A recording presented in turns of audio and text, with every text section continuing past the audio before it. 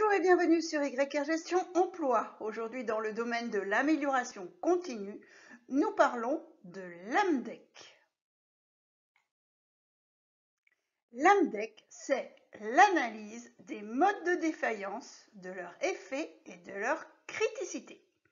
L'AMDEC, c'est une approche étape par étape pour identifier toutes les défaillances possibles dans une conception, dans un procédé de fabrication ou de montage, dans un produit ou dans un service. Le but de l'AMDEC, c'est de prendre des mesures pour éliminer ou réduire les échecs, à commencer par les actions les plus prioritaires. L'AMDEC enrichit également les connaissances et les plans d'action sur les risques courants dans une démarche d'amélioration continue. Démarrée dans les années 40 par l'armée américaine, l'AMDEC a d'abord été développée dans l'aéronautique et l'automobile. Voici une synthèse des différentes actions de l'AMDEC. Tout d'abord la préparation, ensuite l'analyse fonctionnelle, en 3 l'identification, en 4 la valorisation et en 5 les actions correctives. Nous allons voir ces étapes dans le détail.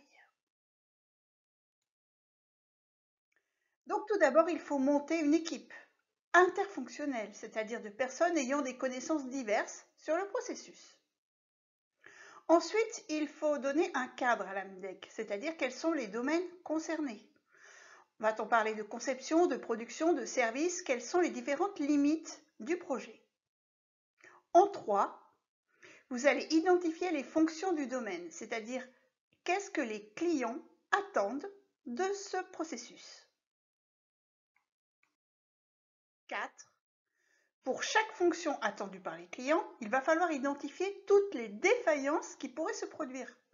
Si nécessaire, revenir en arrière, réécrire la fonction client avec plus de détails pour être sûr que les modes de défaillance sont tous bien identifiés. 5.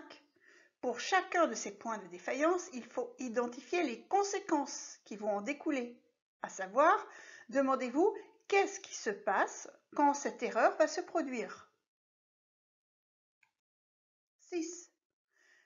Une fois que vous avez détecté les différentes erreurs, vous allez leur donner un niveau de gravité, un indice de gravité. On va l'appeler G, sur une échelle de 1 à 10. 1 étant une gravité insignifiante et 10 une gravité catastrophique. 7e point.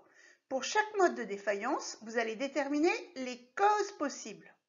Utilisez pour cela l'expérience de votre équipe. 8e point. Pour chaque cause qui générerait une défaillance, il faut déterminer sa probabilité d'apparition, sa fréquence. Nous l'appellerons F. 1, c'est très peu probable, et 10, c'est inévitable. 9e point, eh bien pour chaque cause de défaillance, il va falloir identifier les différents contrôles que l'on peut mettre en place. Et 10, pour chacun des contrôles, vous allez déterminer la probabilité de détecter l'erreur. On l'appellera D.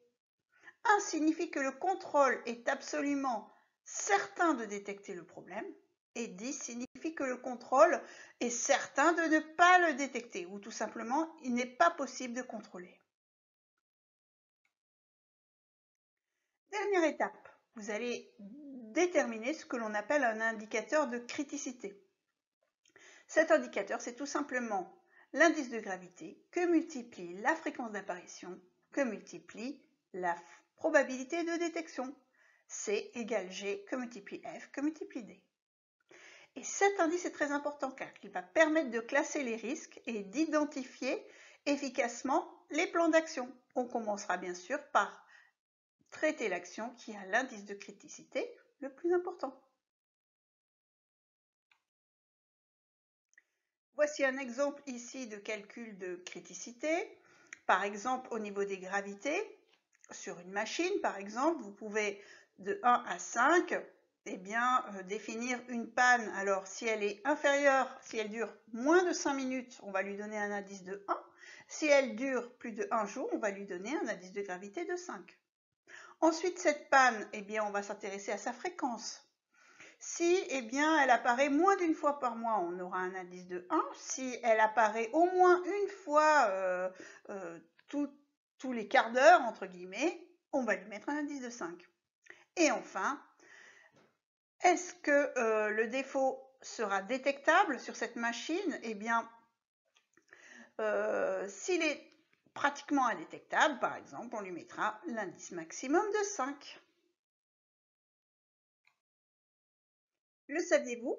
Il existe différents types d'AMDEC et pour chaque type d'AMDEC, vous aurez en sortie un document de travail qui est incontournable pour la suite du développement. Par exemple, vous aurez pour l'AMDEC concernant le produit un plan de fiabilisation du produit. Pour l'AMDEC du processus, vous aurez un plan de surveillance des contrôles qualité. Pour un AMDEC des moyens, vous aurez une gamme de maintenance préventive et pour un AMDEC des flux, vous aurez une étude sur les stocks et les délais de sécurité. Voilà, si vous avez apprécié cette présentation, merci de liker, de partager, de vous abonner. Vos commentaires sont toujours les bienvenus et à très bientôt sur yrgestion.fr.